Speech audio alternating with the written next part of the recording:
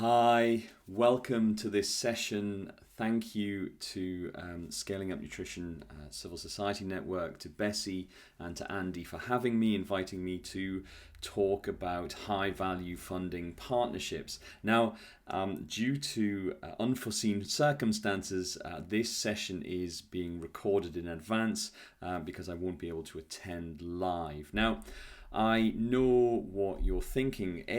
Fundraising, your least favorite subject, the thing that nobody signs up to do but somehow ends up having to do. And another white man telling us how we should fundraise.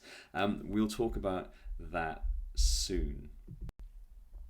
So this is our session plan for today. We have an hour, just over an hour or so. We're going to talk about the principles and practice of high value fundraising, the tools of high value fundraising, the tactics, and also thinking about defining and measuring progress. And then I'm going to talk a little bit about the Global Radicals Fundraising Leadership Program, which we'll open again for another cohort in February 2025. And then I have a few homework assignments for you, which I think Andy is going to help with. Now, briefly about me, you have sort of two sizes of my head. So I am a global fundraising guide and mentor and founder of the Fundraising Radicals, which is about bringing the tools, the tactics, the principles, the practice of high value fundraising and sharing that as widely as possible. I'm the convener of the Global Radicals Fundraising Leadership Program. I have been doing fundraising for 30 years. I've had the privilege, and because of my privilege, to have worked in more than 100 countries around the world with civil society leaders in Africa, Asia, Middle East, Latin America, and Europe. I've lived in northern Nigeria, southern Japan, and I'm currently based in Aotearoa, New Zealand. So most of my fundraising has been done in the Global South. And it has been my privilege to have worked alongside many organizations and some of whom you can see on the slide. AMREF, I was Director of Fundraising for the UK office at AMREF, and I've worked in quite a few African countries, mainly East, Southern, smattering of West African organizations as well. I'm former Director of Fundraising and Trustee of AMREF UK.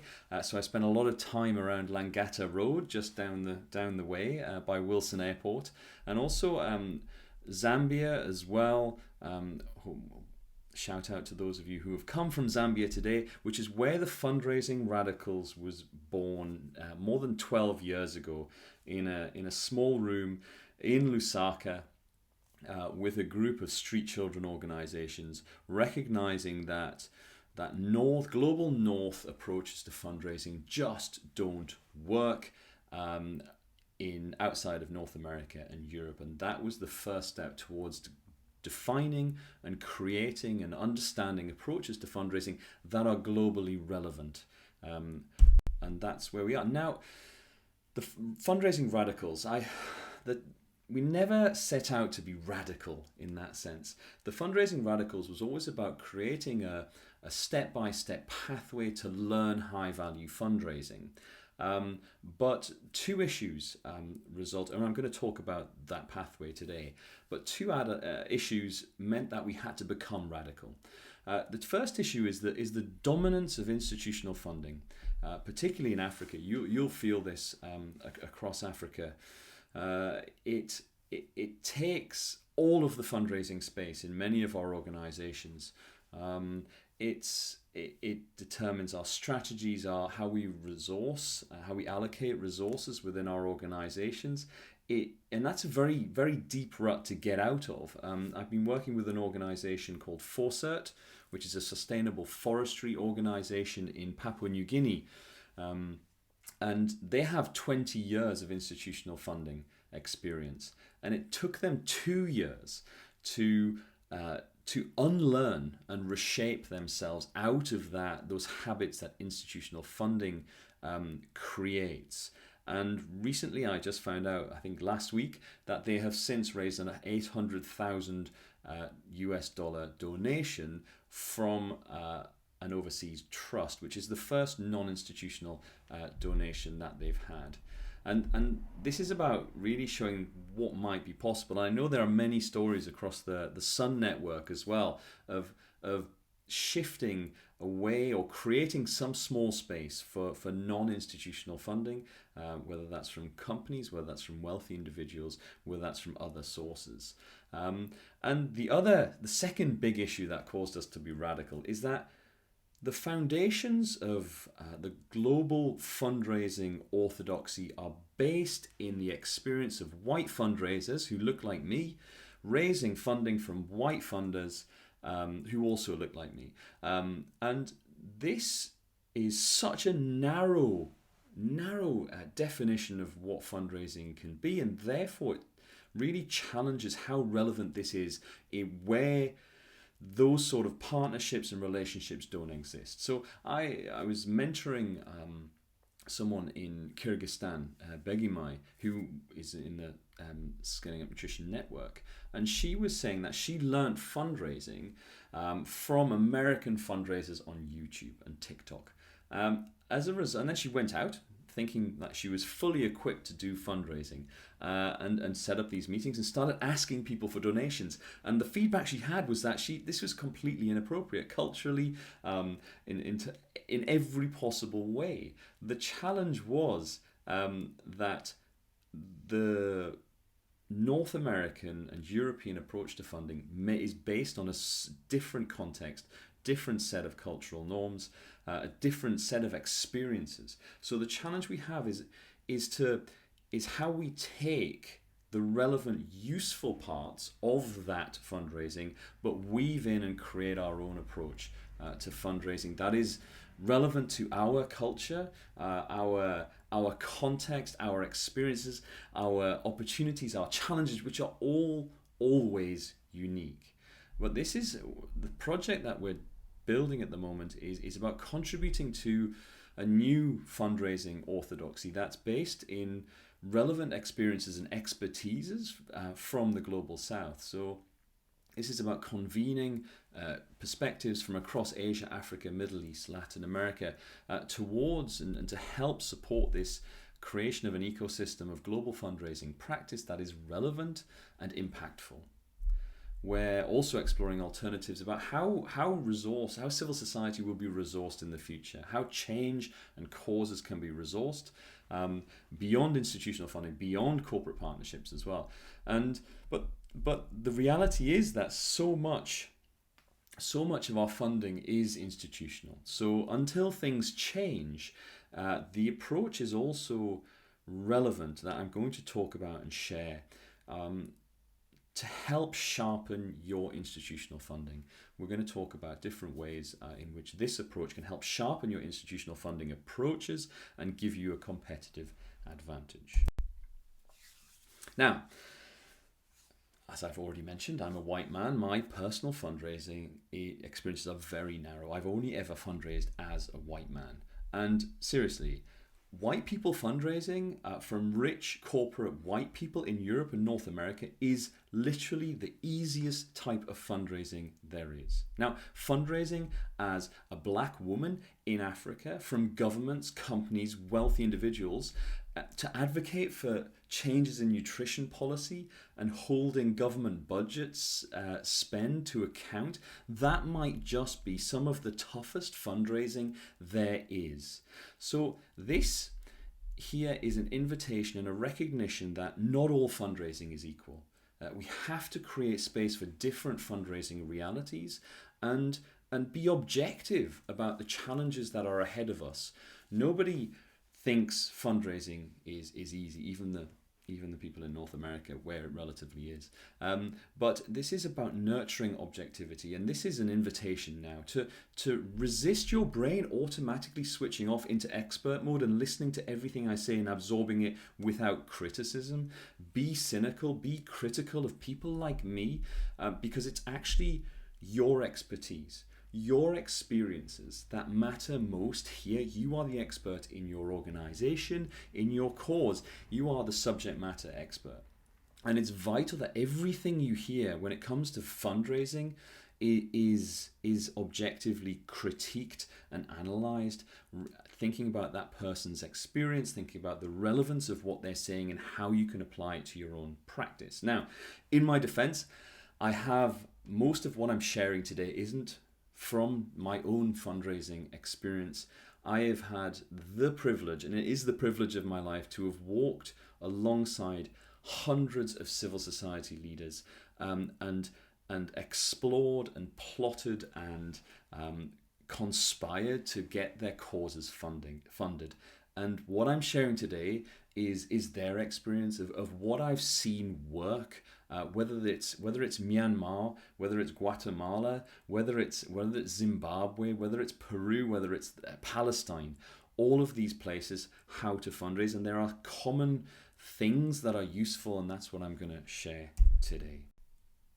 Now, hopefully some of you are still sitting there in the room and haven't all left. I wanted to talk a little bit just about the Global Radicals Fundraising Leadership Program. We've been working with Scaling Up Nutrition Civil Society Network on and off for nearly 10 years. And at the core of this, at the heart, is how can we mobilize a high-value fundraising capacity? And we're going to define high-value fundraising soon. And we've learned a lot along the way, and we've now co-created the Global Radicals Fundraising Leadership Program. And it is about sharing the tools and tactics of high-value fundraising. These images here, are some of the podcast episodes that we've done. So you'll recognize some faces as well from the Scaling Up Nutrition Civil Society Network. Peggy Mai is in there, Emily, and others as well. So this is about sharing the tools and tactics, as I said, of high-value fundraising. We have nearly 1,000 participants on the program who dip in as they want. They attend live webinars. They will come to the open fundraising clinics. They will do the online course. But this is really, and this is all free to access as well. Some people will just do the podcast. They'll take in the blogs and really thinking about what and how to apply that to their practice.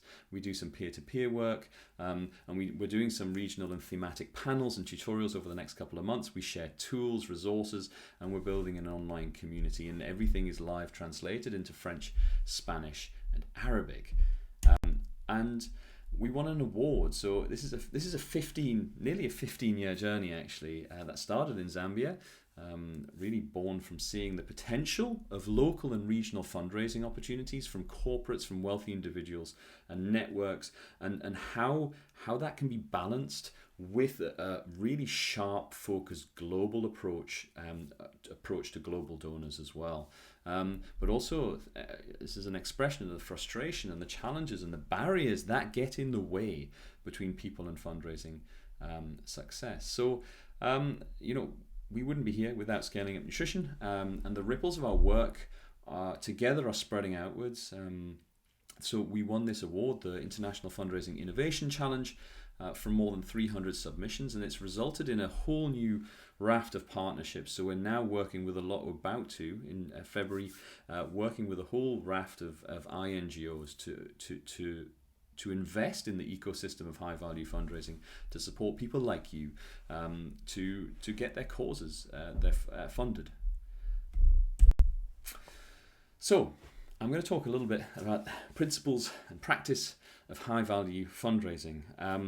And I am just going to plow on through this. So for Bessie, whenever you feel it's time for a comfort break, or if you can read the room and just make that choice just to pause me, just stick me on pause, no problem at all. Now, that's the great thing about having this recorded, and I'll start off exactly where I finished. So we're going to talk a little bit about the principles and practice of high-value fundraising. These are 10 fundamentals that I think apply to every part of high-value fundraising, whether we're doing institutional work, the resource mobilization, whether we're building partnerships with companies, whether we're engaging high net worth individuals. Now, At its heart, this is about redefining what we consider high value in a partnership, in a funding partnership. Size does matter. It's much more efficient to raise a big chunk of cash than it is to raise lots of smaller amounts of cash in terms of the management, the downstream that comes from all of those partnerships. But it has to go beyond size, because there is a quality element to this as well. So any one of you who's raised an unrestricted donation before will understand the impact of that relative to the impact of something that is highly tied. This is about also going beyond cash. This is about thinking about holistic value of partnerships, moving from this idea that this partnership only exists to give us money. So it exists for some extrinsic reason, that cash will come out of it.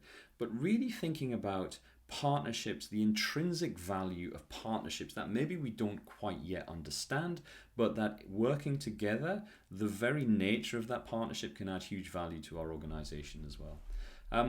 So there's also an incredible internal value of fundraising as well, and there's a real power of fundraising, and that comes with responsibility as a fundraiser.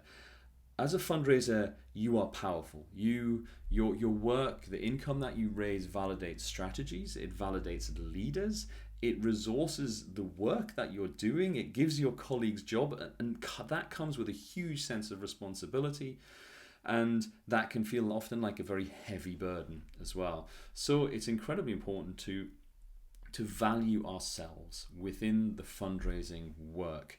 Fundraising, it is a hungry beast with an insatiable appetite, and it will eat all of our time. It will eat our energy. It will eat our everything that it can. And the challenge we have is how to find that balance of when to know how much of ourselves to put into this, when to say enough, how do we keep our team well and motivated and engaged, and these are the incredibly important lines. And because of this particular responsibility of fundraising, now we talk about high value very holistically here. One of the most important things we can do in terms of value is understand the value of our cause.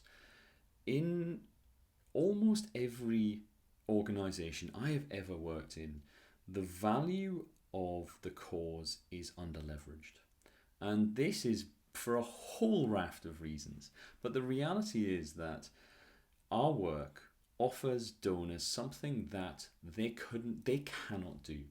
They do not have those community connections. They do not have that credibility. They do not have that deep expertise that we and our organizations have.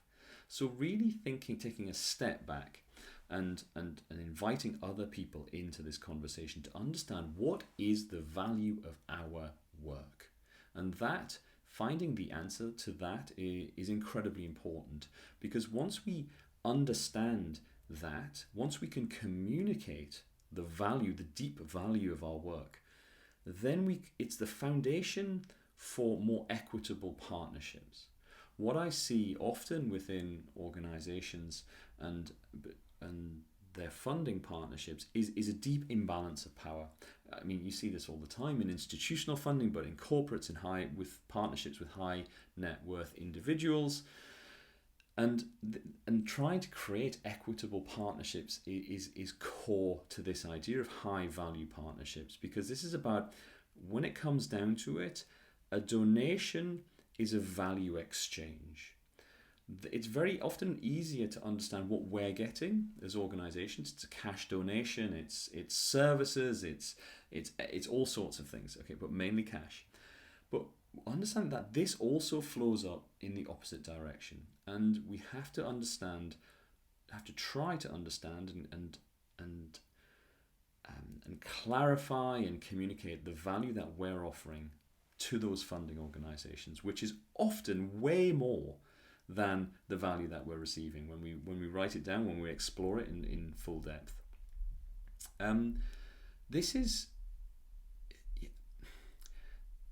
I can't overstate this as well, is this even when it comes to institutional funding, when it comes to corporates, the power we are giving, the things we are giving, the value we are creating for our partner organizations who give us money is incredible. Whether that's impact, whether that's connection, whether that's guilt alleviation, whether that's recognition, whether that's a balanced portfolio of financial and social capital. And the great thing that comes with understanding that value is that we can also, it helps us to make a well-educated guess at why a donor might fund us in advance. And that's exciting because that means we can start having different sorts of conversations with donors, and I'll talk about that in a little while. And I am going to move on from there. We have a lot to get through, so I'm going to limit myself. Now, icebergs. It's very easy and tempting to compare our fundraising, to see a shiny corporate partnership over here, a wonderful event over here that raised a lot of money. This a fantastic crowdfunding campaign that exploded and went viral and raised lots of money. But the reality is that that's only the tip of the iceberg. That's the little bit of a funding partnership that we can see that sticks out, that's visible to everyone else. And it's not a great measure of success looking at that 5%. Because we'll look at it, we'll think, we want some of that.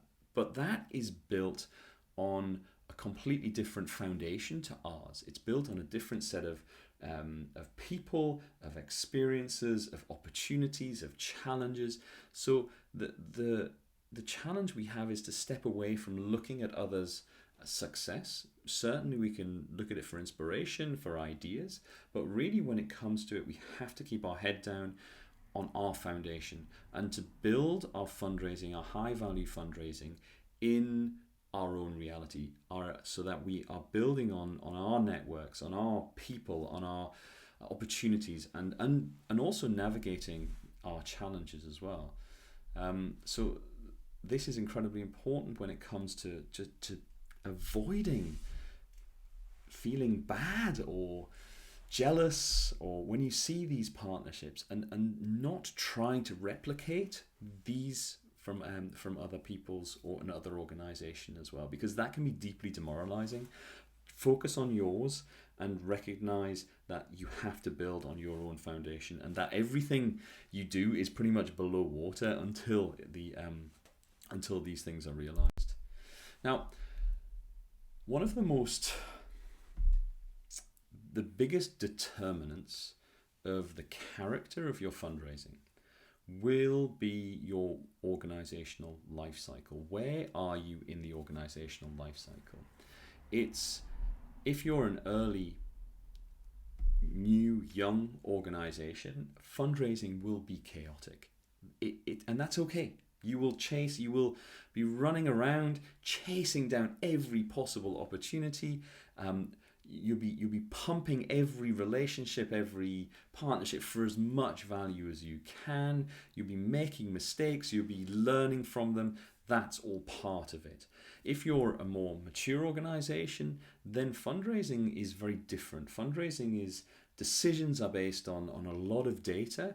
You have more mature programs, and it's really about integrating these programs with each other, understanding how they intersect and how they can support each other.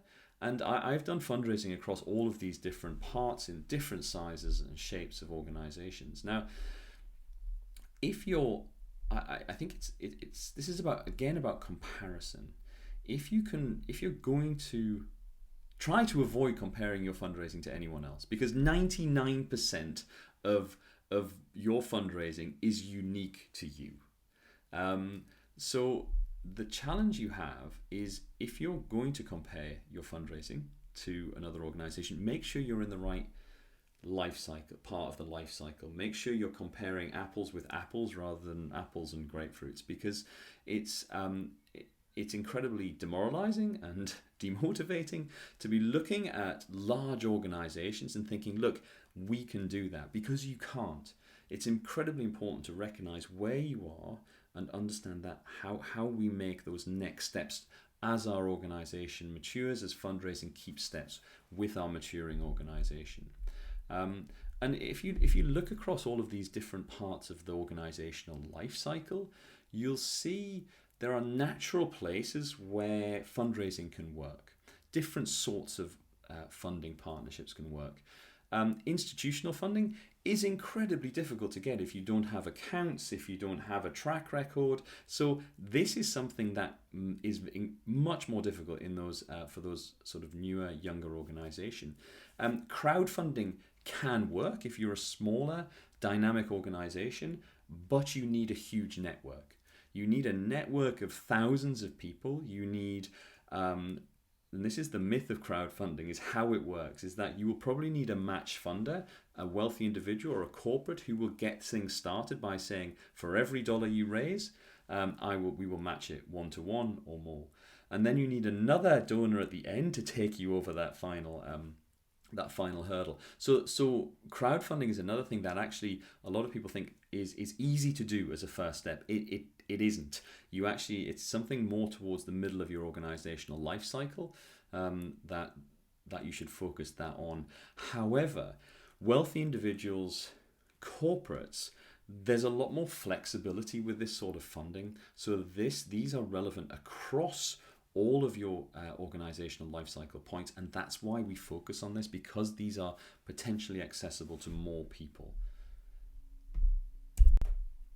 Now, so I guess a rhetorical question is, where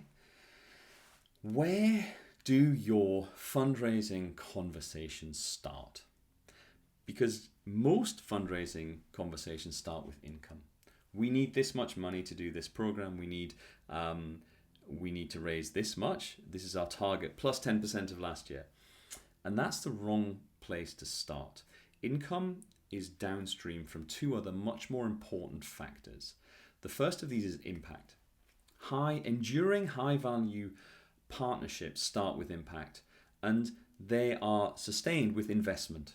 And that's investment of time, but direct resources, people, blood, sweat, and tears, everything we put in to make sure that impact connects with the people we want it to connect with. And that is what delivers income.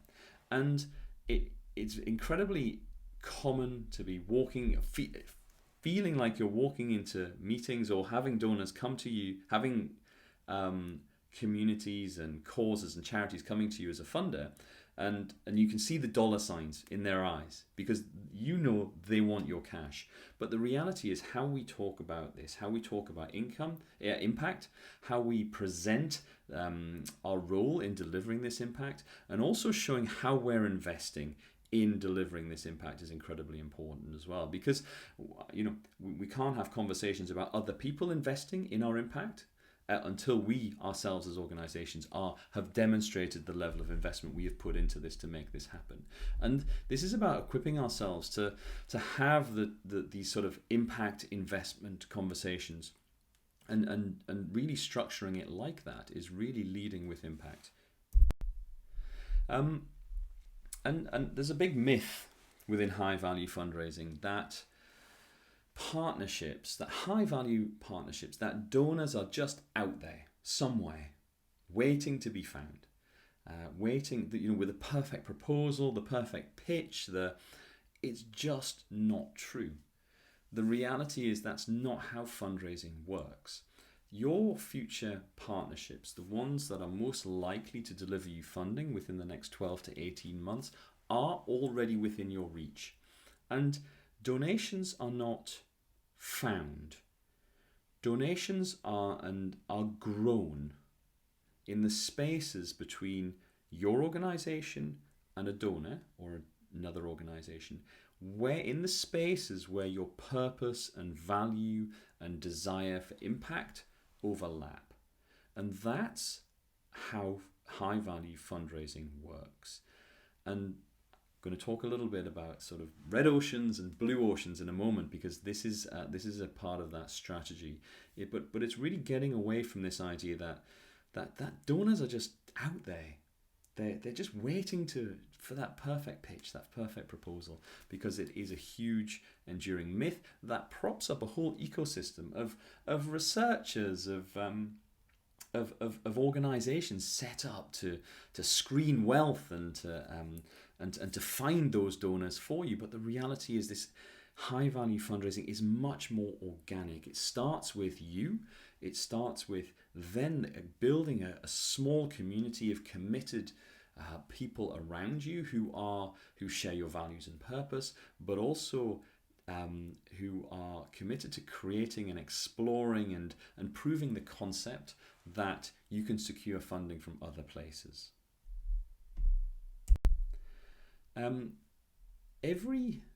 Every partnership falls on a continuum between transactional and transformation. Now, some will stubbornly stay at transactional. Somebody will give you, $1,000 to do this project. But what about the people in the organizations who want to have a greater impact? And we're seeing this a lot now. If we're just asking for donors to fund a project and to say this is how much it costs, we're presenting it to them, say this is our project, fund it, and they say, maybe one in however many says yes.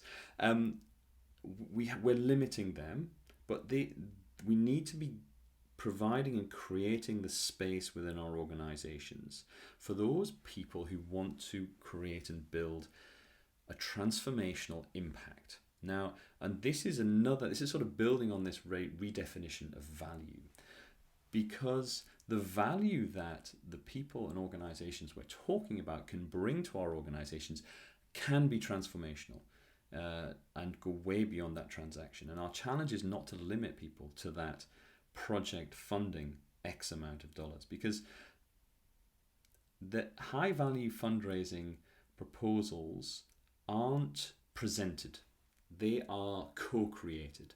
And to build transformational partnerships requires a much more collaborative, co-creative approach to funding. I had a conversation with, this is many years ago, I was at SOAS in London, School of Oriental and African Studies, and I was talking to Mo Ibrahim, who is the Sudanese Egyptian billionaire.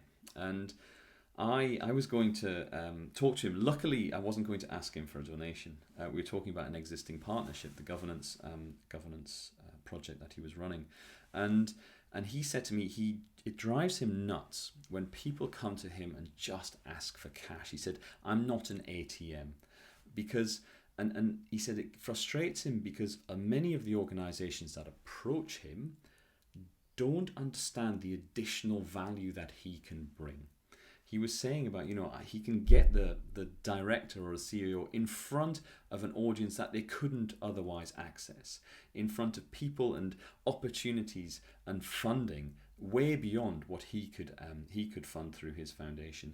And so this is, again, speaking to that redefinition of value, is like going beyond the cash, thinking beyond cash to think about how else, what other ways can this organization, this individual, bring value to our cause. And that is the start of these much more transformational rather than transactional partnerships. But this is also about what we're asking for.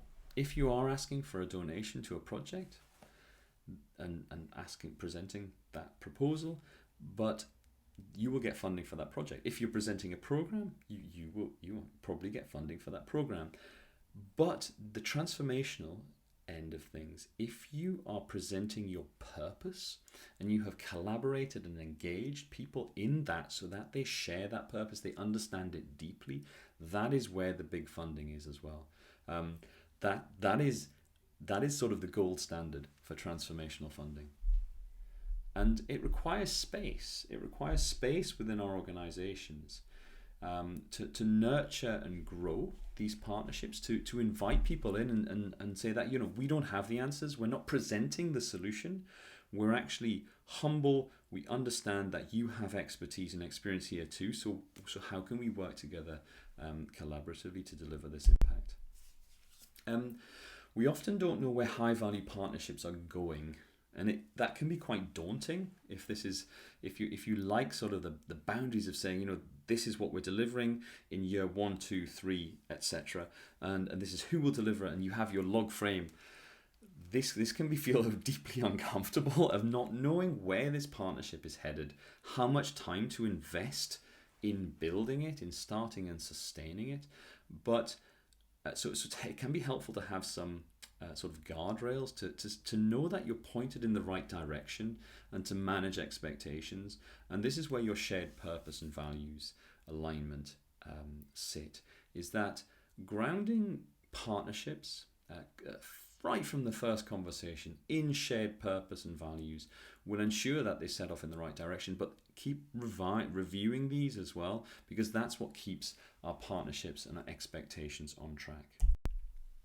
Now, why do some charities set and smash their fundraising targets, really high fundraising targets, and others struggle to meet modest targets? It's because partnership income doesn't rise to the level of the targets that we set, or our trustee sets, or our chief executive sets.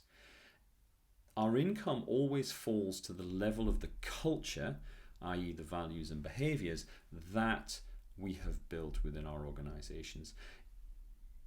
Building high value partnerships, it's a bit like building the bike as you're riding it, is that you're creating and learning how to work with these people, with these organizations, and you get better at it each time, and you make mistakes and learn from them. But it's also about your culture will shift as well. The space that you create will shift and change as you learn what works and what doesn't, and how you build these values and behaviors into your organization to support these and become sort of fit for these partnerships as well, and become agile and equipped to be able to manage these effectively. And as I said, that transformative partnerships aren't presented, they're co-created. And so the big question here is how can you, first of all, create the space for true co-creation, and how might you do this? Who might be your sort of co-conspirators in this space? Because you only need one partnership to prove the concept, and the challenge is often landing that first one. It can be quite extremely difficult, but it's really thinking about who might be your conspirators to help create this space for co-creation and collaboration. And that in itself is a collaboration. This internal collaboration is critical. And if you already have institutional funding, the reality is you have almost everything you need to do and build high value fundraising partnerships from other sources. But it might take, as I said about Foresight, it might take some time to unlearn institutional funding to create the space and time to prove the concept of other income streams, and to be able to advocate internally for that. But you just need to be having, it might just be a case of having different sorts of conversations with the same people. I had a wonderful conversation with the country director, the Lao country director of Care International, Keo Suvanafong, and she was saying that 95% of their income historically has been from institutional donors. And 5 years ago, she had an email from somebody who volunteered in the north of Laos, and they had an email exchange, and she shared some details about the work they were doing, and over the years this grew into a much more deep conversation. He's now quite wealthy, lives in the US, and this was and she said she found it extremely difficult because she was so conditioned by institutional funding to have the flexibility of these conversations with people, to talk about not maybe needing a 2-page proposal rather than a 60-page proposal, for example, and it's this, but this conversation required internal conversations as well, sort of permission to be exploring and thinking about how this might fit within their current portfolio of work. And so this is about creating a new internal conversation that sort of shapes your ambition and priorities, and I'm going to talk about the tools for that in a moment, and building internal alignment and ownership too. It's about the new conversations that explore an integrated approach to funding, and exploring different roles, which roles, who will do what, when, why, you, your teams, your trustees. And the next step is then taking that outside to explore different conversations. And this, from Lao, that conversation first resulted in a $65,000 personal donation from this volunteer, and is now, after 5 years, is now I think a $2 million partnership via a foundation that person introduced and helped to navigate. So the flexibility that these sort of partnerships demand, and the creativity, and for the first time, Keo was saying that she enjoys now going out to meet potential donors, whereas it always felt like kind of a drag, a duty to do it. And now this creativity that she now has the space to pursue, because she's proven the concept, is incredibly exciting and fun. Who knew that fundraising could be fun? And I want to even define the internal conversation and have the parameters of what you can do. This is about taking it outside, having sharing the one conversation focus, what you need funding for, what you will do, what impact you'll have, how you're investing in that, and thinking about three things really. It's about informing people, involving them, and inspiring them. How are you going to do each of those things for each of your potential future partners? And you don't need that many. I'll keep saying this throughout the presentation. You only need one or two to prove the concept, and to change the internal conversation.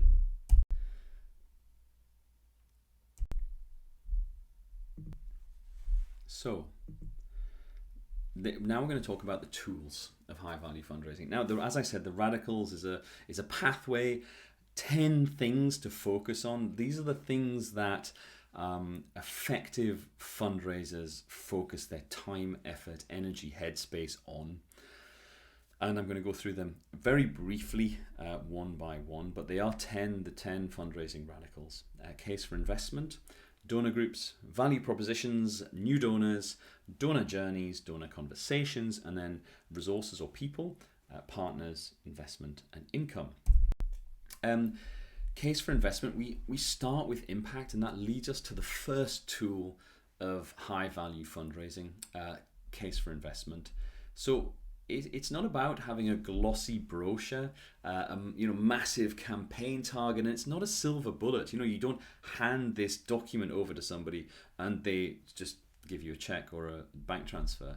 It will be a document, because donors can only fund you if you set out exactly what you need funding to do, what impact you will make. And donors will only fund you if they trust that you are the best person or organization to deliver that impact that you're promising. So this is about communicating a promise of impact and establishing your credibility and your right to deliver this. And this is all talking about one direction in terms of the value exchange, but within a case for investment, this is also saying this is what we expect in return. This is what we'll deliver, but these are the conditions and these are the terms on which we will work with you as well. High value donors tend to need the same sort of information. They ask similar questions. You probably have a lot of this information if you've had institutional funding before, or even submitted a proposal to a trust or another grant maker. Donors tend to ask similar questions before they make a donation. So your case for investment, a very short document, will provide a lot of this information and sort of having answers to these questions in advance. Now, a document is important, but way, way more important is the journey to that document. The document is just sort of, again, the iceberg, the visible part of what you can see. Most of the value comes during the journey to that document. Going straight to document would be a bit like trying to do the long jump without the running part first. You're just not going to get anywhere without that momentum. And your case for support journey will deliver three vital things, which are mainly internal: focus, alignment, and engagement. And you need these things to make your future fundraising possible. So focus, if you crafting and deciding on what you're going to fundraise for and how you're going to fundraise will force everybody, and do this collaboratively, to decide and agree your fundraising priority. What's important? What packages? What will you present to donors? Will you present your purpose? Will you present your programs? How are you going to do this? Then alignment, to make sure everyone is pulling in the same direction. So the case journey will help others to understand what you're trying to do and support your fundraising priorities. It is about ownership as well, right? And then it's so engagement part. Your case journey will inspire others to commit and feel that sense of ownership and become active in raising funding, because fundraising cannot be done by one person. This has to be a team effort. And the great thing about a collaborative approach to arriving at your fundraising priorities is that the people you bring along, those that help to shape your case for investment, will become your most passionate advocates and potentially lead to your most important funders. Now, so what is your case for investment? Just switch back from the journey to the document. What does your case for investment document actually do? Well, here's a brief metaphor from a former consultancy client of mine, the International Committee for the Red Cross. Huge organization, 2 billion Swiss francs a year in income. And one interviewee used the Swiss obsession with watches as the metaphor to describe how their case for support, their case for investment, needed to evolve. She said, we're like the non-profit version of Swatch. So they have thousands of low-price watches displayed in their shop window, and the ICRC case, lists every little thing that we do. We haven't made a choice to focus.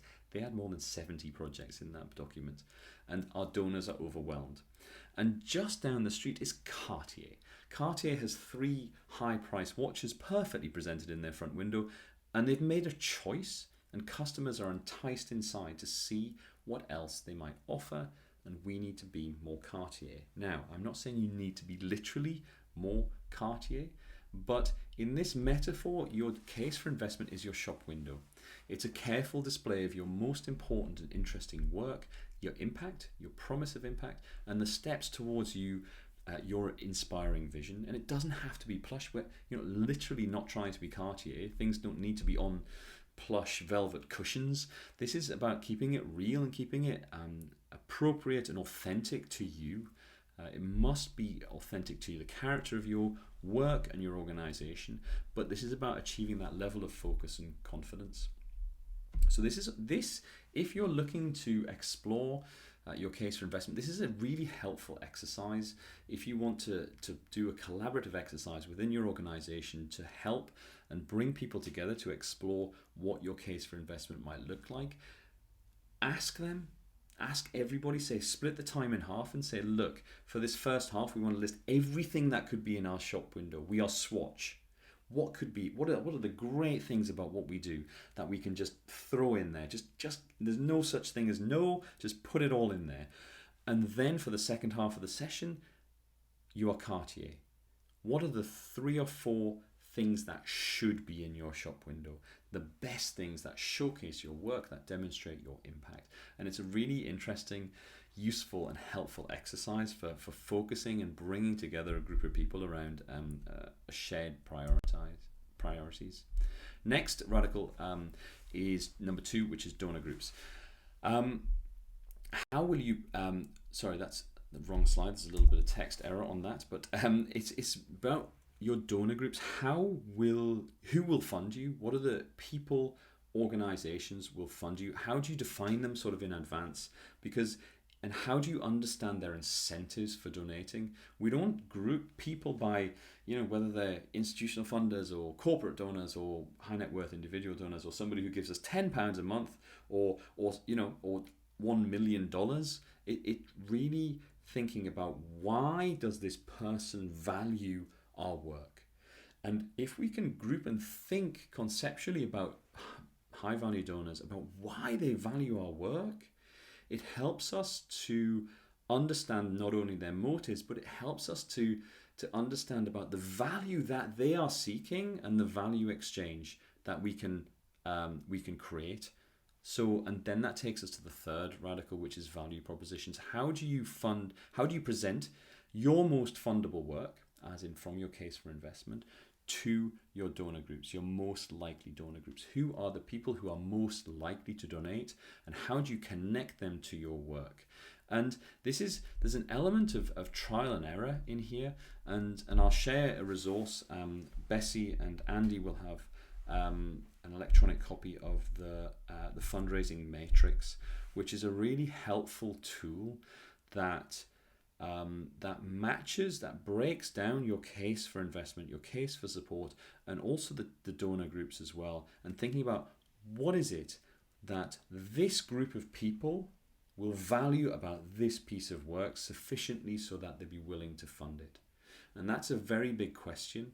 I'll also provide copies of the fundraising dashboard, which is a kind of a fun, high-value fundraising plan on one side of A4, which really asks these 10 questions around these radicals. And you can fill these in at your leisure. You can bring your team together and explore and think about how you might answer all of the many questions that are within these documents. So value propositions is how will you demonstrate the value that you're going to offer, your promise of impact, but also what do you expect in return? Because this is a two-way process, and to build equitable high-value partnerships, we need to, both organizations, individual organization, need to understand, and the expectations need to be clear from the outset. New donors, identifying, this is the fourth one. Who and how will you engage future donors? Identifying and engaging new donors has the potential to eat your fundraising time and energy, your will. And it's almost always more efficient to invest your precious fundraising hours into existing funding partnerships rather than seeking new ones. That's just maths. But the reality is that there's a pressure to diversify our funding, to explore other options. So this is really about understanding and doing this smartly. Donors don't really exist for you until they've given you a donation. So, looking to the donors of other organizations can be helpful, but it only takes you so far, because they are not your donors. They're built on a different foundation, a different set of opportunities, experiences, people, connections, etc. And so to be successful at finding new donors, keeping focused on your opportunities, your impact, and your donor groups, who are the organization, which groups of people have the most natural connection with what you do? Who are the natural stakeholders where the value proposition just feels natural? It feels easy. Who has that connection? And focus down on that group of people and understand how you can access them, how you can identify and find these people and have conversations with them. And this is also about prioritizing your time. As I said, this has the potential to eat your time. And we talk a lot about this in the Global Radicals program. It is about getting away from this idea that donors are just out there waiting to be found, especially when it comes to high value partnerships. This idea that, look, who are the existing organizations we have connections to, that we can have different sorts of conversations with, that we can, and those first conversations only need to be about finding common ground. What is the shared purpose? What's the shared impact that you might want to deliver and together? And that's the first step, and it really shouldn't go beyond that, those first conversations. But we talk a lot about how to engage and identify new donors in the program. Donor journeys. Now, this is a conceptual shift as well, because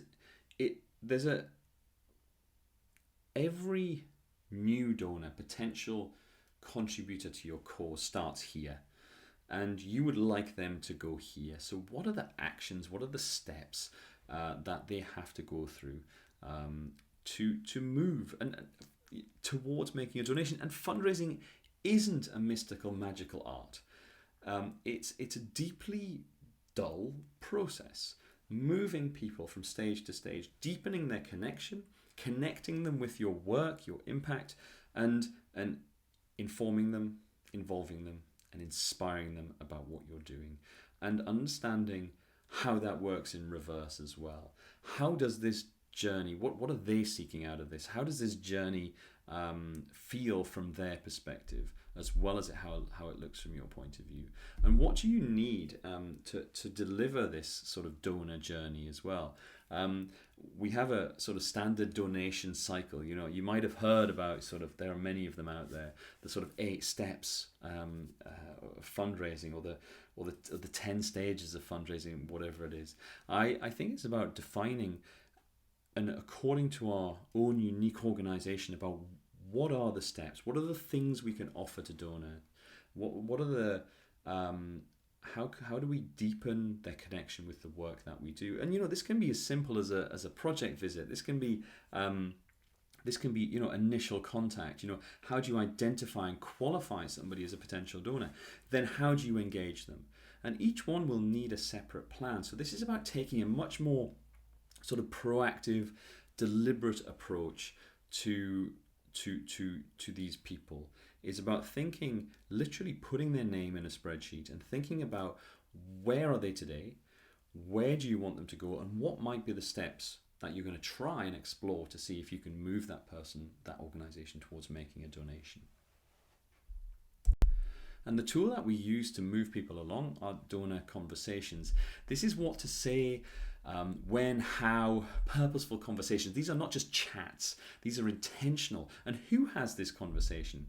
Conversations are how we build our community of people who share our worldview, our passion, desire for impact, and how we keep them engaged. Conversations are also about building trust. Fundraising is impossible without trust. There's a brilliant TED talk by Professor Frances Frey. Frances, F-R-A-N-C-E-S, Frey, F-R-E-I. And she talks about a triangle of trust. And the 3 pillars of trust are logic, empathy, and connection. And the idea is that these 3 pillars, fundraising is about trust. And these conversations that we're having about with our donors, with potential donors, are about building trust, establishing our credibility, but also trust is a 2-way process as well. Do we trust them sufficiently to invest our time and energy and effort in that partnership? Because that's going to take a lot from us. So this process, this donor conversations, what do we say to donors, how, when? Asking for money, that people, this is a symptom of North American and European fundraising. Everyone's worried about asking people for money. It's very rare to ask people for money in high value fundraising when it comes to working anywhere except North America. The challenge we have is actually, these are bright people. It's thinking about what can we do and having a very good answer, leading them to the question. They ask the question, how can I help? What can I do? What do you need from me, etc. We have a very good answer for that within our case for investment, our value proposition that says, well, these are the 3 ways in which you can help, one of which is cash. These are the other 2 ways you can actually add value to what we're doing, deepening their connection to our cause. The last 4 radicals: people, partners, investment, and income. People, resources. We have to look after our people when it comes to fundraising. The world over, fundraisers are burning out to the pressure of this work. And there is an organizational and individual responsibility as well, a mixture of responsibilities to do this, to make sure that our well-being is prioritized, that we are able to continue to do this work, but also the people around us as well, that will help us do this. The partners as well, who will help us to secure funding, who might not be able to donate themselves, but who can connect us, who can offer advice, who can sort of put our case for investment, our other tools through the forge to be a critical friend, to support us, to mentor us, to guide us. Open doors, open networks, etc. And investment, fundraising triangle. Remember, income, then investment. Impact. Never start with income. Impact, investment, then income. Investment in fundraising is a journey. This is, you'll start small with an investment in fundraising, and it might be the only thing you have, which is your time and your effort. And then it's about having a different sort of conversation, building expectations within our organizations, within our movements, to say, okay, we might need to add a bit more resource to this to take us to the next level, and thinking about this in steps. There's a sort of this ingrained charity mentality that we don't invest up front. But in reality, when it comes to fundraising, any sort of fundraising, it demands an upfront investment. Where we are in our organizational life cycle can help determine the character of the investment that's required, depending on the type of fundraising we want to do. When it comes to advocating for investment as well, internal investment, the challenge we have is to set the narrative, is to take control of that narrative, and to recognize and have examples of how investment has worked and how it has driven income downstream. This is about thinking about carefully selected organizations to emulate, building, but also it's very hard to find out the reality of fundraising, the lower part of the iceberg. And the only way to do that is by networking and building our own peer network of people who are in this with us. And that's why we do this within the Global Radicals. We're very keen to build this peer-to-peer network so people can share honestly and openly about their experiences and their challenges, how much investment has been put in, what sort of returns they're expecting, what challenges as well. And then income. The very last radical is income. This is ending where most fundraising conversations wrongly begin. Income is downstream from everything else. It's downstream from your case for investment. It's downstream from identifying which groups of donors have a natural fit with your cause, your organization. It's about redefining value. It's about your value propositions. It's about how you will identify and engage new donors. It was about what is the journey you'll take them on. It's about the types of conversations you'll have. It's about investment. So it's about all of these things. It's also about redefining and challenging who, part of this is about rethinking about who we think of as a donor. That's probably another conversation. It's thinking about income blend as well. How much of your income will be global, regional, national, and local, and breaking it down like this. And what are your ambitions for each? What are the realistic objective? Again, bringing in your objectivity to this. What's realistic for each of those? Global funding, all difficult, challenging, competitive. Regional funding, probably the same. National, local becomes probably less competitive, but much smaller and diminished in terms of its scale and size. What might limit your income as well? There are internal barriers, and I'm going to talk a little bit about those in a minute. And thinking about, and I'll share the fundraising dashboard, which is a really helpful tool. As I said, a sort of high value fundraising plan on one page. Go to that dashboard and answer these questions. These what are you seeking funding for? Who might fund it in terms of your donor groups, and why might they fund it? Because these are the three questions that we need to ask when it comes to building a high value funding conversations and partnerships. Now, as I said, many barriers to raising funding. Some are individual and internal, things like confidence, knowledge, skills. Some are community level, access to networks, resources. Some are organizational, restrictive policies. Some are systemic, race, gender. Both play a role. All of these play a role in how much you can raise. Racism and misogyny are rampant and real and important barriers when it comes to fundraising.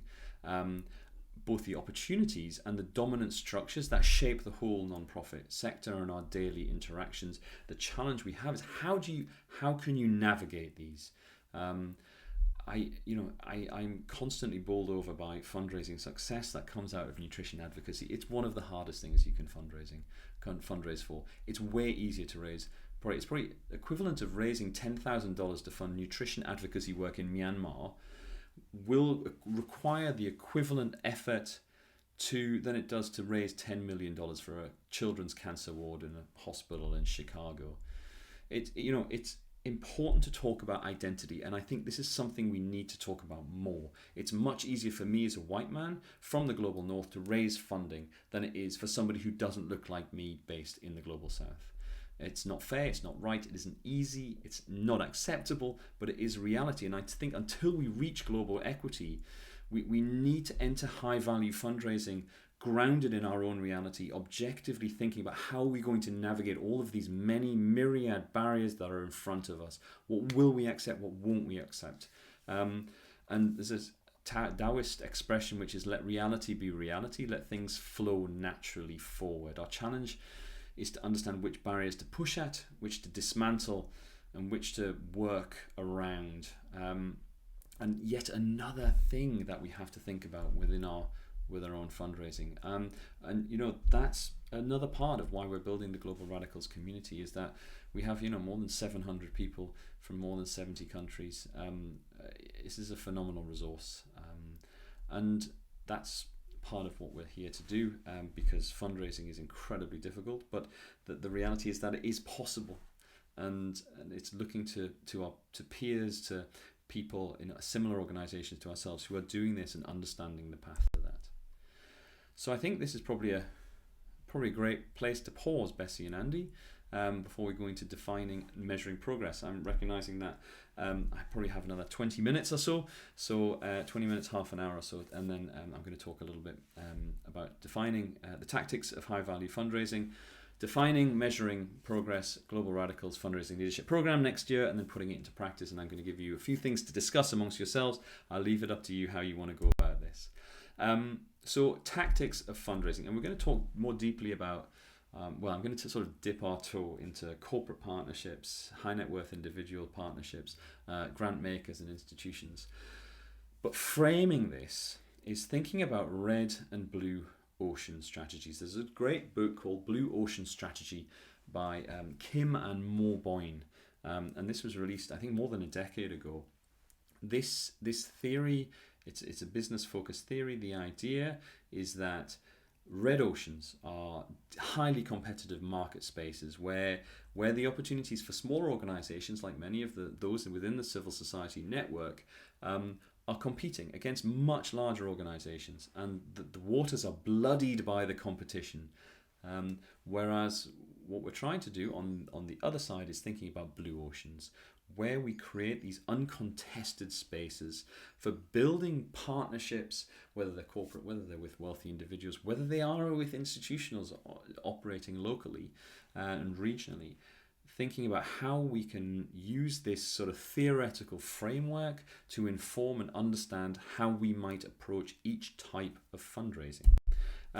So as I said, red ocean fundraising, the waters are bloodied by the competition. The odds are completely stacked against those organizations that are outside of Europe and North America. You are doubly disadvantaged. Institutional funding, bilateral, multilateral donors, public crowdfunding campaigns, grant makers, as in trusts, foundations, DAFs, high-profile wealthy individuals. Wipe them off your list, because you're never going to get funding from Melinda Gates, unless you have a direct connection to Melinda Gates. Red oceans are any sort of fundraising where you're at a competitive disadvantage. They're full of these big organizations, big public calls for funding, where they have thousands of applications, hundreds, dozens of applications for the same programs. Anything that's well known falls into this ocean. Corporate Charity of the Year schemes, scholarship awards, high profile wealthy individuals, any source of funding that's well known and oversubscribed by fund seekers.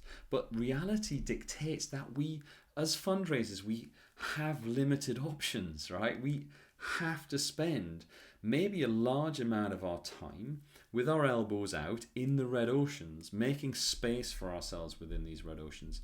But the strategy is first to recognize that we are fundamentally disadvantaged, and we make decisions based on our reality, not looking at what might be possible, the sort of distant dreams of what if we get that funding, that massive chunk of funding. We have to make funding decisions about which proposals to write according to this reality. We focus on those donors that are we are only 100% eligible for, this razor focus, and whose guidelines and requirements fit exactly with our work and what we can offer. Only those donors, because anything else is a waste of time. We are again disadvantaged because unless we have a preferential access, unless our positioning is that we are well placed, whether we're being sought out or consulted within these grant schemes, then we ignore those, and it's incredibly difficult to say no, we will not apply for that funding. But the amount of time, effort, energy that will be expended on that is expended every day, every week, every month, every year. There are millions of valuable, precious fundraising hours that are wasted on approaches that just never work. I have constant conversations with people who are 1 in 20 applications are being successful, 1 in 30, and it's just a hugely demoralizing experience. And a big part of that is targeting and being deeply objective about how are realistic chances of securing this funding. Thinking about collaborations with others, you'll know most of this, but the reality is just seeing it through this red ocean lens is I find incredibly helpful. And only once we're positioned, and I talk about this in a moment, when we're well positioned in a place of probable privilege in terms of access, do we submit an exceptional quality proposal, an impact proposition. And also note that the red oceans are full of sharks selling you things and ideas that you mainly don't need, whether they're databases or fundraising approaches that are grounded in sort of North American experiences, to crowdfunding platforms that probably won't work in your context. Enter these waters, these red oceans, with lots of cynicism, objectivity, and critical thinking. And also, fundraising in red oceans can be very bad for your well-being. It can be traumatizing, and it will eat your time and effort with very little return. It's not great for your organizational sustainability, your culture. So when you explore alternative sources of funding, these can also help to sharpen your institutional funding skills and also help you to sort of strategize and think about how best to enter these highly competitive funding spaces. Now, blue ocean fundraising. These are the uncontested fundraising spaces, calmer waters. And our challenge should be to transition towards these blue oceans from the red oceans, these uncontested spaces where we invest our time and energy with donors that are only on our radar, where we have a clear niche, a dominant competitive advantage, where we are not playing a game, where we are fundamentally disadvantaged. The waters of the fundraising blue oceans are calmer. This is the place where well-being and sustainability rule. It's a thoughtful, focused place we're aiming to shift ourselves towards, spending as much time as we can. And these can be even, this is also partly about redefining who a donor can be. Because it's very easy just to have those blinkers on, to think, okay, a donor looks like this. It is this sort of individual, this sort of organization. But once we take those blinkers off and explore and consider who can contribute to our cause, it opens up a whole new sense of people and organizations that can add value to our causes that are often much closer to home. And this, I would say, is probably one of the most important exercises we can do when it comes to exploring and creating blue oceans, is to redefine who we think a donor can be. Because there is a lot of internalized bias when it comes to thinking about what a donor is. And if we can break through that and redefine that and explore that in a little bit more detail, I think that actually can result in quite an interesting conversation. That opens doors that maybe we didn't see or didn't expect to be there in the first place. And we have to. You can only reach a blue ocean if you believe you deserve it. And they can often seem like they're a long way off or out of reach, but then I don't believe that they always are. where in the blue oceans we're sort of moving away from those sort of rules of fundraising that are enforced from outside by other people who seek to control who can fundraise for what and from whom. We're driving towards true financial diversity and independence, reclaiming our financial power and ownership over our work by exploring new financial opportunities. And these are things like, social enterprise, new models of financing, but also high value partnerships that we control completely, because the experience that I've seen others share about the impact of receiving funding from a local corporate, a local wealthy individual are transformational. Way beyond the cash, but about a sense of ownership and confidence, how you design programs in the future, how you have conversations with head offices in Europe and North America. It completely transforms power dynamics. It completely completely transforms the conversations internally as well. Now I'm gonna.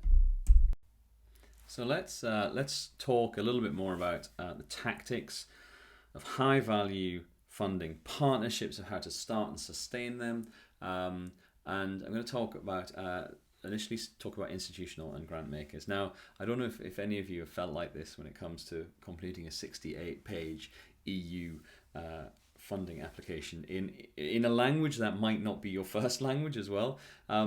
So when it comes to sort of tips to tactics for thinking about this sort of fundraising, it's about being realistic and objectivity, and really thinking about recognizing that this type of funder falls into red oceans. This is about shifting perhaps from a reactive approach to funding to taking a much more proactive approach, thinking about how can we preempt, how can we explore the people that we know within our networks and who we already have conversations, relationships with, to position ourselves to give ourselves the best opportunity for securing this funding. And this is really about the process, and when it comes to high value partnerships with institutions and grant makers, so overseas trusts and foundations, etc., it can be easy to focus on the proposal, but that's actually one of the last steps when it comes to maximizing our chance of securing this funding. It's all about this process around the proposal, the pragmatism, the proactivity, taking a proactive approach, going out and meeting the people who make the decisions, making sure that you're showcasing your work, you're building those relationships, you're choreographing other people to have conversations on your behalf. As I said, I'm working with this organization in Papua New Guinea at the moment, and one of the things they're great at is the positioning. Their programs are half of the work that their head of programs does is about positioning, is about making sure that they're being consulted by key funder delegations and feeding into the processes, building those relationships, because that is critical. Taking these traditionally red ocean funders and moving them towards blue oceans, because we mustn't forget that while we want to move from red ocean funders to blue oceans, funders also want to move from red oceans to blue oceans. So they want to have trusted partners that they can go back to and build long-term relationships with, many of them, and that's part of the transition that we're trying to do here as well. I think we have Forcert. They actually were invited to submit two proposals due to their positioning. It wasn't accidental. This was a closed call for projects, and they were in the boundary of those of that opportunity. But this is also about thinking beyond fundraising in programs. It's about investing in communications capacity. It's investing in policy and government relationships as well, whether this is time, people, and cash, equally as fundraising capacity. And I think it's often contentious then when somebody who's talking about high value fundraising saying don't invest in fundraising. It's really important that you invest in things around funding, remembering that funding comes downstream from talking about communicating your impact and investing in that. And to be able to do that, you need to have that investment, and that is where the income comes from. And this is also about integration of these different functions as well, thinking about their roles within the fundraising process. And power and politics. This is what we're navigating a lot of the time. I don't know. This is I think a common emotion that what this man here is experiencing right now. There's powerlessness when it comes to waiting for a call for a proposal that might change, or have a ridiculous turnaround call. You might wait for 2 years for it to come, and then it has like sort of 2-week deadline. As I said, competing a long proposal in a language that's not your first language is incredibly disempowering. And these are often deeply flawed and reflective of global power dynamics.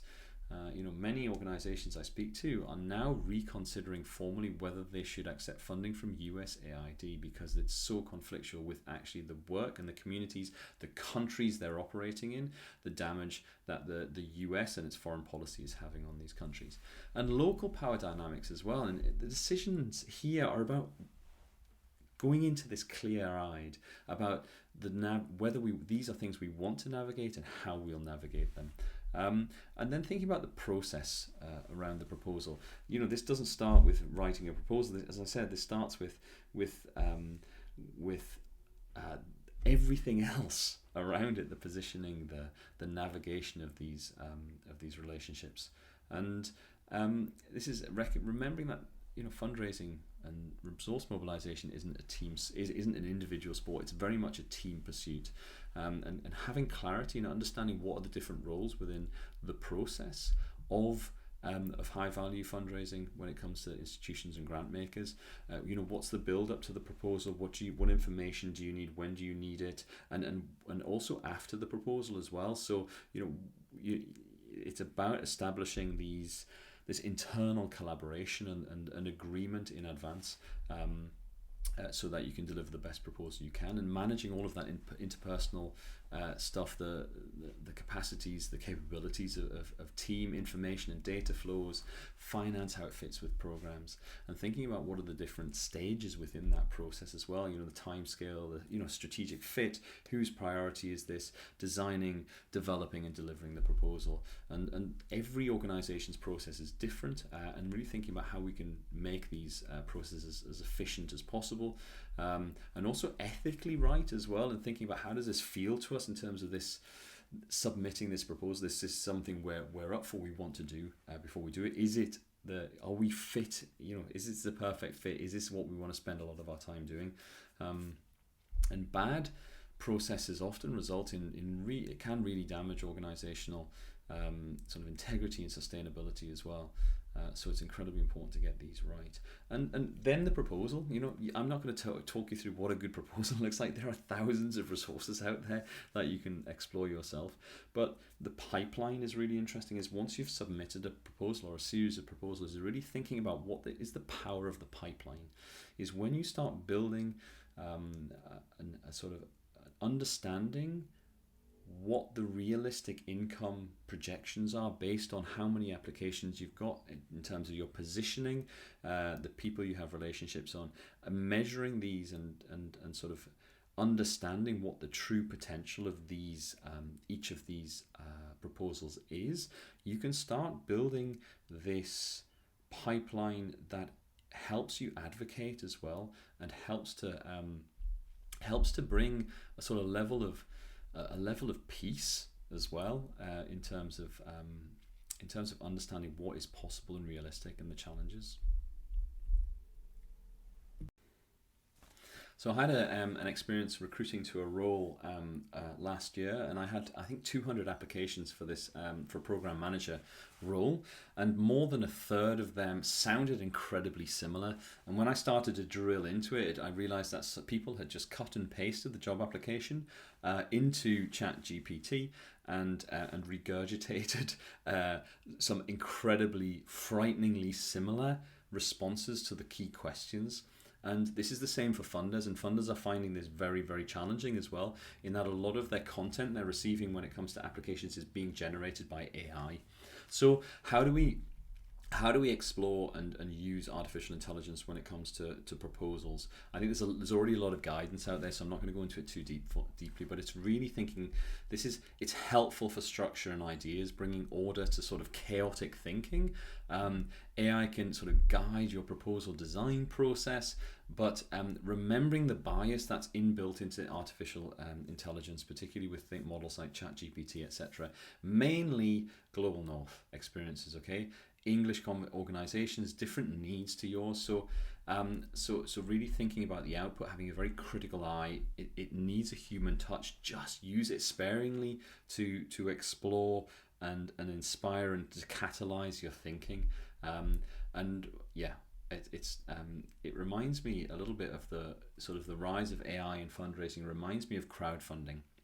You know, there's such power in crowdfunding in terms of bringing funding closer to causes, but there's a natural ceiling for impact for most people. And I think what we saw when it came to crowdfunding is that a lot of organizations spend a lot of money trying to do crowdfunding, but what became clear is that actually the bigger organizations, letting the bigger organizations do it to prove the concepts, which platforms were effective, and the processes and how it actually worked before sort of investing our smaller organizations in this. So I think use it very sparingly. Don't invest too much time in it, but use it carefully and use it as a catalyst for ideas and for giving form and shape to your proposals. And there are some resources. I think charityexcellence.co.uk has a framework for AI tools and strategy, which is really helpful. So that's the Charity Excellence Framework, AI tools and strategy, and that's they have English versions. There's also a thing called Grantable as well, grantable.co, and they have even though their films are very annoying and very fast, even as a sort of native English speaker, I really struggle to keep up. But grantable.co is actually a way of starting to build up your proposal.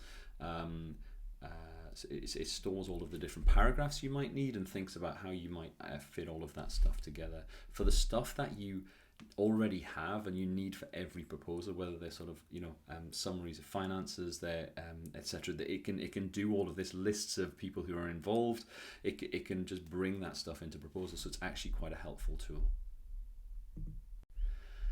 Now, high value partnerships, and I've sort of lumped corporates and wealthy individuals in the same way I've lumped together institutions and grant makers, but it's really thinking these two, it's an artificial distinction between wealthy individuals and corporates. Often they end up, they're the same people, they're same connections, they're just flowing in slightly different directions. And really thinking about how do we realize this potential.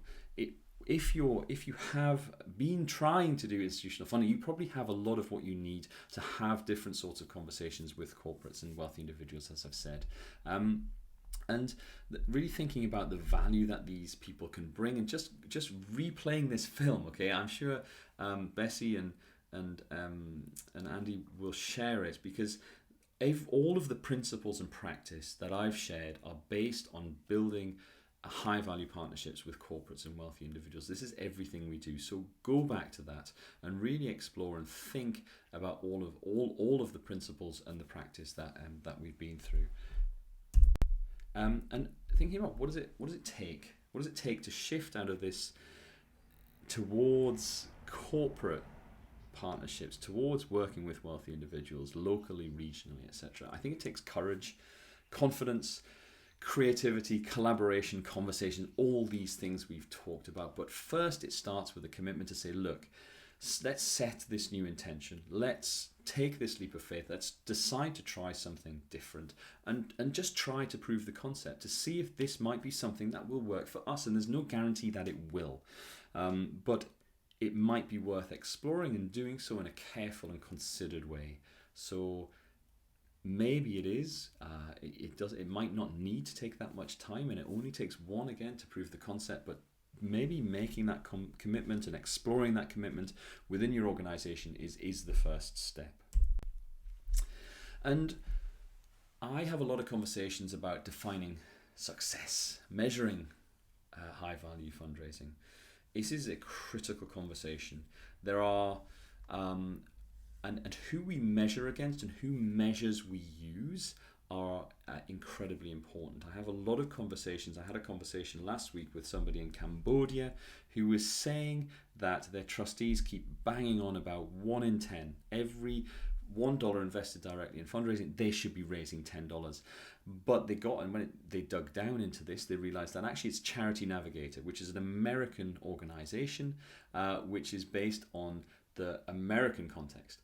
In Cambodia, it's very different. They don't have charity law. They don't have tax incentives. They don't have that culture of giving to these sorts of causes. So that we have to be careful who we measure against and what we measure and how we measure it. And it has to be relevant to our cultural context. Also, part of this is about deciding what not to measure. When we're setting up new sort of fundraising streams of income, exploring fundraising, this is innovation. This requires, it's sort of, there's a I don't know what, I'm trying to find the word. It has to be nurtured. There's the sense of that these things are quite fragile when it comes to innovating, and they need to be protected, need to be nurtured. And so it's not about maybe measuring them too much. It's about saying that, look, this is what we're exploring. We don't know how it's going to turn out. Let's have that conversation internally. Let's give it the space that it needs to explore it. Let's not measure the living daylights out of it, and then we'll come back to it maybe next year to see how it's progressed, and we'll put a different sort of progress understanding of progress on that. It's important if we're setting KPIs, key performance indicators, what is truly downstream from those key performance indicators? Because if we're setting binary, raising this much money is what success looks like, and everything below that is failure, that is not helpful. And remembering that, it's the culture that delivers funding, it's not the targets.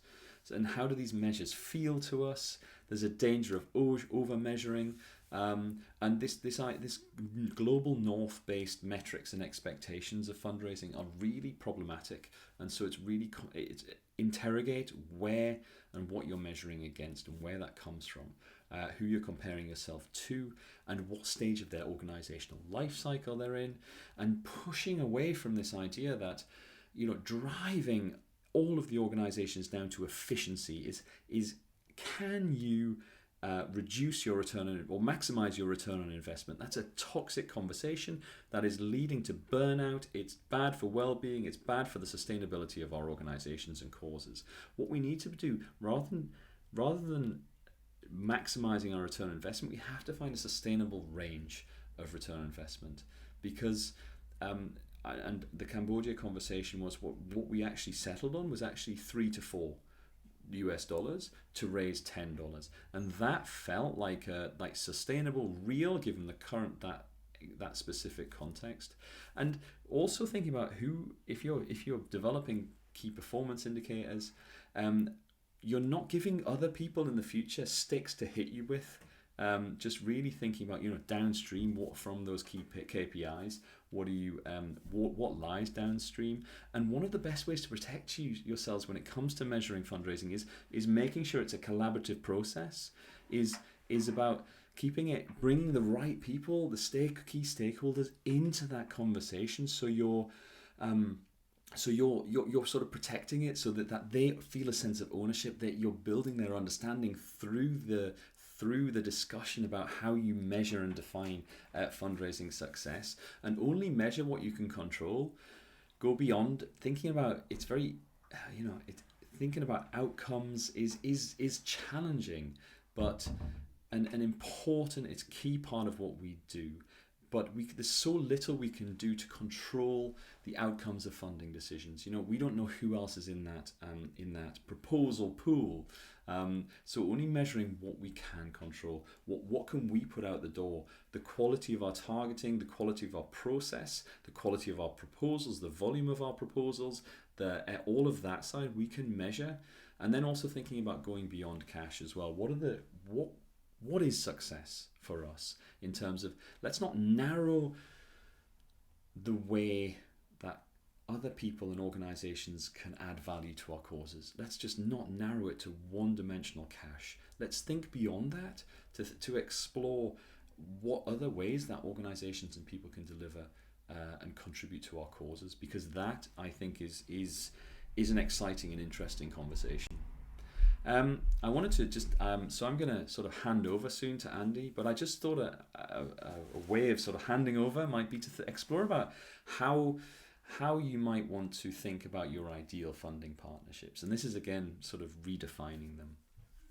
Expectations, those you want to deliver and those you expect in return. So what does an ideal funding partnership look like for you?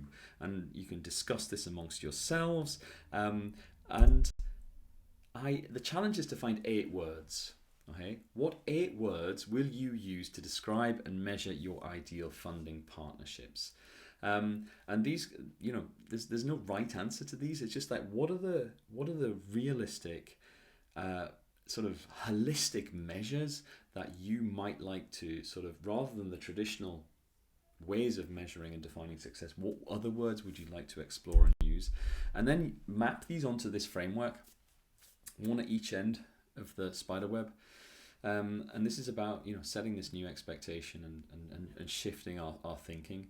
And what we do is think of a partnership that we have, and once we've got our 8 words, whether that's, balance of the partnership, does it feel like an equitable partnership?